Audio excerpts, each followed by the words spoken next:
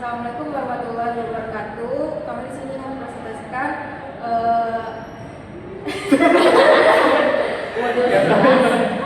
modul 11, modul 14.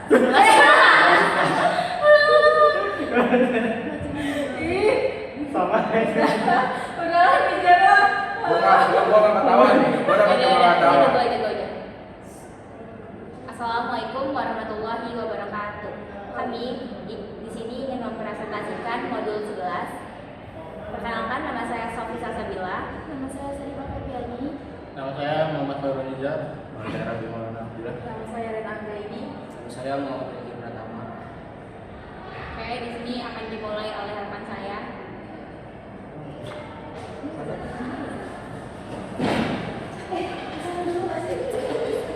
Baik, yang pertama ada modul 11.3.1 yaitu Public and Private IPv4 Address. IP public, unik secara global dan bisa langsung terhubung ke internet.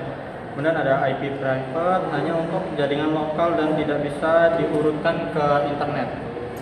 Kemudian ada rentang IP private. Yang pertama ada 10.0.0/8. Kemudian ada 172.16.0.0/12. Kemudian ada 192.168.0.0/16. Kemudian ada modul 11.3.2 yaitu routing to the internet. IP private tidak bisa langsung dipakai untuk internetan. Solusinya menggunakan NAT atau Network Address Translation pada router. NAT berfungsi mengubah IP private lokal menjadi IP public saat data keluar dari internet. Kemudian ada modul 11.3.3 Activity Pass or Block IPv4 Address. Latihan interaktif untuk memahami penyaringan atau filtering paket data. Kemudian ada fokus pada menentukan IP mana yang boleh lewat atau harus diblokir oleh router. Dan modul selanjutnya modul 11.3.4 Special Use IPv4 Address. Loopback dengan IP 127.0.0.0/8 dipakai untuk menguji sistem internal kartu jaringan komputer sendiri.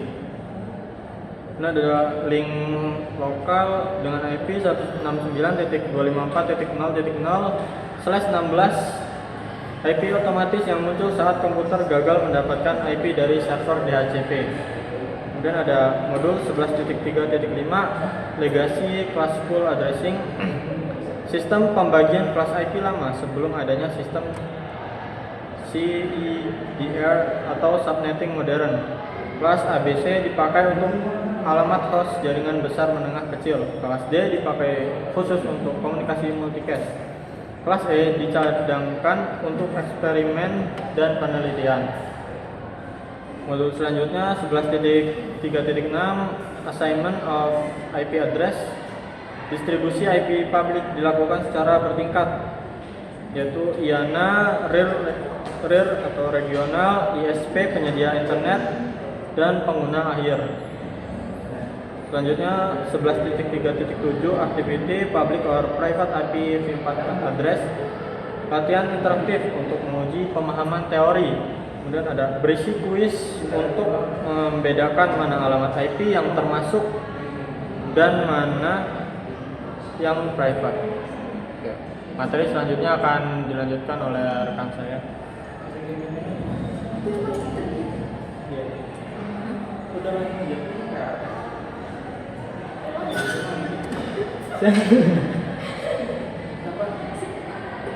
Sempat gitu.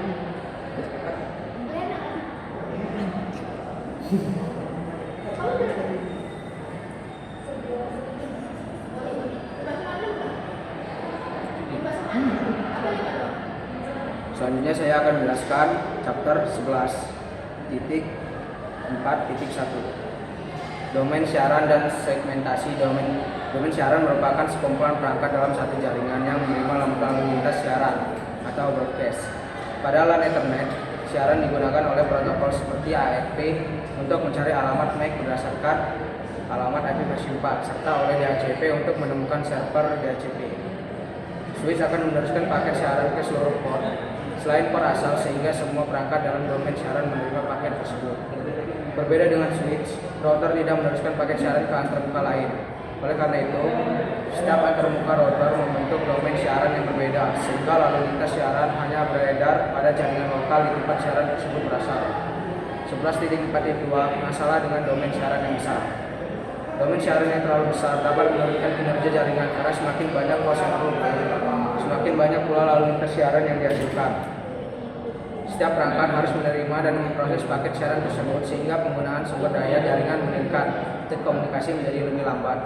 Solusi yang digunakan adalah melakukan subnetting, yaitu membagi satu jaringan besar menjadi beberapa subnet yang lebih kecil.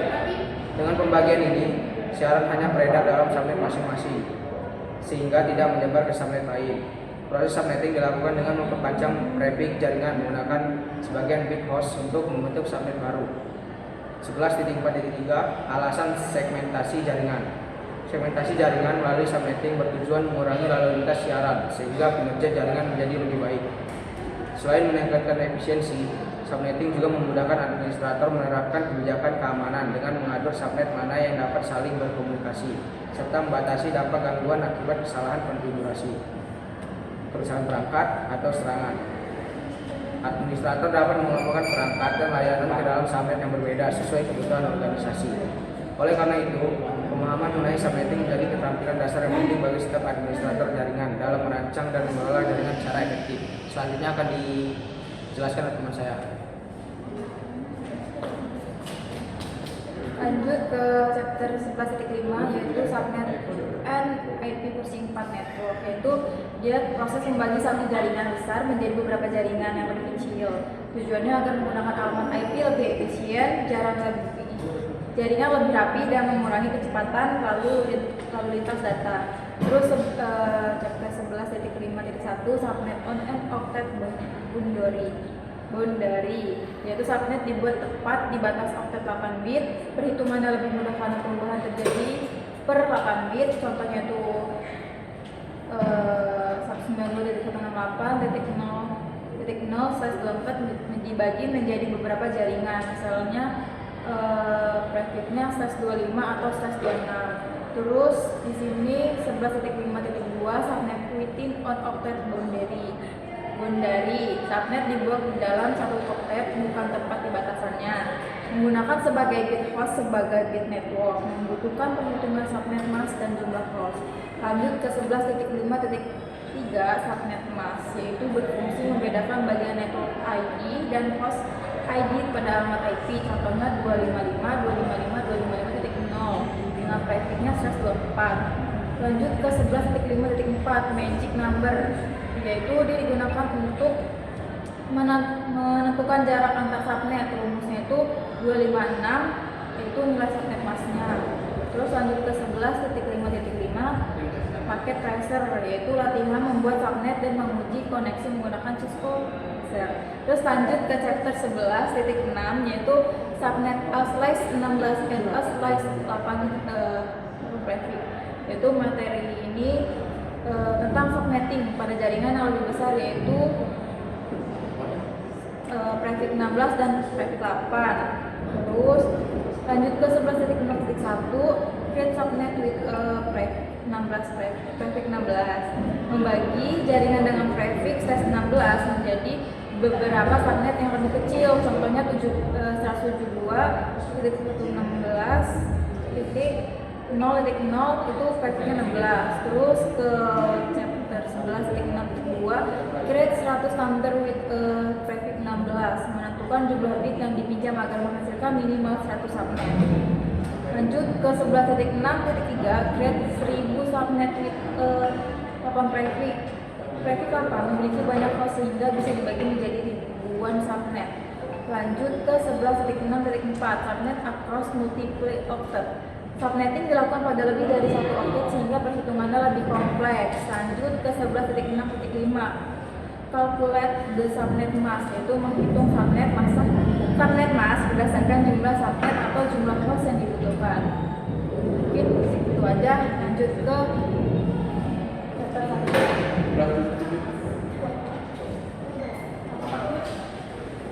Oke, selanjutnya saya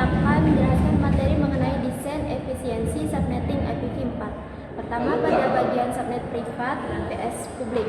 Jaringan perusahaan terbagi menjadi dua, area intranet atau internal yang menggunakan IPv4 privat agar aman, dan area DNC yang menggunakan IPv4 publik untuk layanan luar seperti web server. Kedua, untuk meminimalkan sisa host, berlaku hubungan terbalik. Semakin banyak bit yang dipinjam untuk subnet, sisa alamat host akan semakin sedikit. Jumlah host bersih dihitung dengan rumus 2 pangkat N kurang 2. Karena alamat network dan broadcast tidak bisa dipakai host. Ketiga, pada contoh efisiensi subnetting alokasi dari ISP seperti 172.16.0.0/22 memberikan kita 10 bit host atau 1.022 alamat. Sebagai materi tambahan, efisiensi ini ditingkatkan menggunakan VLSM yang memungkinkan kita memecah subnet menjadi ukuran berbeda sesuai kebutuhan real tiap divisi tanpa membuang IP. Terakhir, pada aktivitas penentuan bit, kita menentukan mesh berdasarkan kebutuhan host. Contohnya, jika butuh 250 host, kita menggunakan mesh /24 atau 254 host. Sedangkan untuk 25 host, kita cukup menggunakan mesh/27 atau 30 host agar menggunakan IP maksimal dan tidak mubazir. Materi selanjutnya akan dijelaskan oleh teman saya. Oke, Rapi.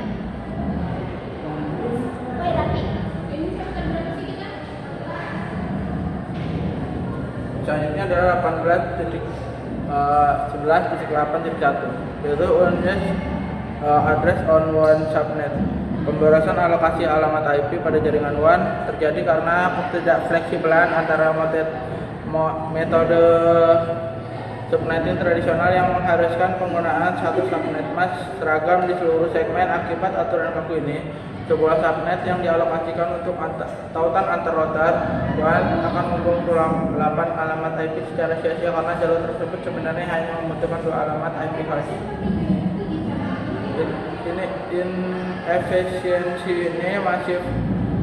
Efisiensi masif ini tidak hanya menghabiskan ruang alamat secara cepat, tetapi juga membatasi potensi pengembangan jaringan di masa depan karena berkurangnya jumlah subnet yang tersedia.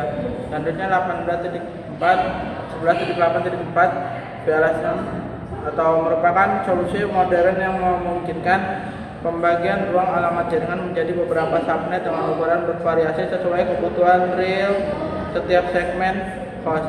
Berbeda dengan metode tradisional yang menghasilkan ukuran seragam, VLSM memberikan fleksibilitas dengan mengubah panjang subnet mask melalui mekanisme peminjaman bit host yang dinamis. Prinsip dasar dari metode melakukan subnetting di dalam subnet demi menciptakan efisiensi penggunaan alamat IP yang optimal. Selanjutnya adalah basic subnetting scheme. Skema subnetting dasar merupakan tahapan awal pembagian secara rata sebelum konsep VLSM diterapkan pada koneksi antar router. Sebagai contoh nyata, jaringan induk 192.168.20.0/24 dibagi rata menjadi 8 subnet berukuran sama dengan kapasitas masing-masing 30 host atau prefix 27. 4 subnet pertama dialokasikan secara pas untuk jaringan lokal LAN, namun sisa subnet lainnya akan membuang banyak ruang alamat jika langsung dipasangkan pada antar router yang minim host. Untuk menghentikan pembatasan tersebut, skema dasar ini mengisolasi subnet terakhir, yaitu sebagai ruang alamat yang sengaja disisihkan untuk dipecah kembali ke ukuran yang lebih kecil. Selanjutnya adalah topologi address assignment. Pemberian alamat IPv4 pada topologi jaringan berbasis VLSM harus dilakukan secara sistematis untuk menjamin kelancaran komunikasi berdasarkan segmen antar segmen tanpa adanya pembatasan IP. Berdasarkan peraturan umum, pengalamatan alamat host pertama yang valid dari masing-masing subnet akan dilakukan konfigurasi pada antarmuka interface LAN milik router sebagai gerbang utama atau default gateway. Selanjutnya, perangkat komputer pengguna di dalam segmen tersebut akan diberikan alamat IP unik dari rentang sisa host yang tersedia di subnet yang sama. Sekian penjelasan saya tentang 11.8. Selanjutnya akan dijelaskan oleh teman saya. Oke, selanjutnya di 11.9 adalah struktur desain. Nah, jadi di sini ada IPv4 Network Address Planning. Nah, ini adalah merencanakan pembagian alamat IPv4 sebelum jaringan dibuat agar penggunaan IP efisien, tidak terjadi konflik dan mudah dikelola. Selanjutnya ada device address assignment, yaitu memberikan alamat IP ke setiap perangkat jaringan baik secara statik, yaitu diatur manual atau cocok untuk router, server dan printer.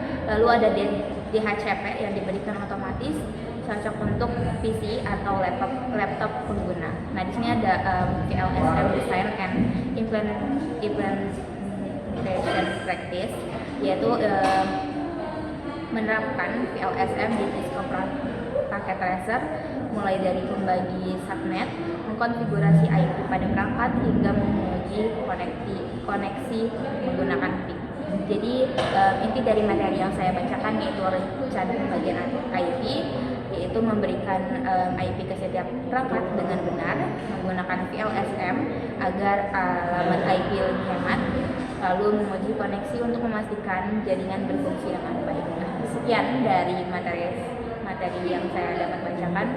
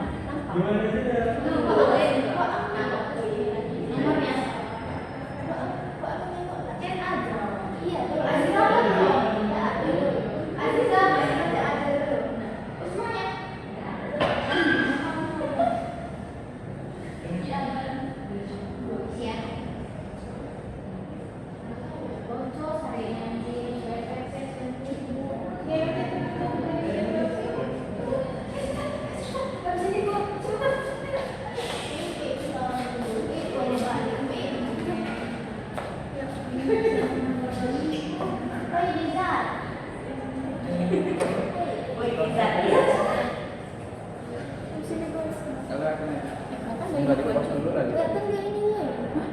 Dah, kurang mundur kayaknya deh. Iya. Ini dulu. Iya.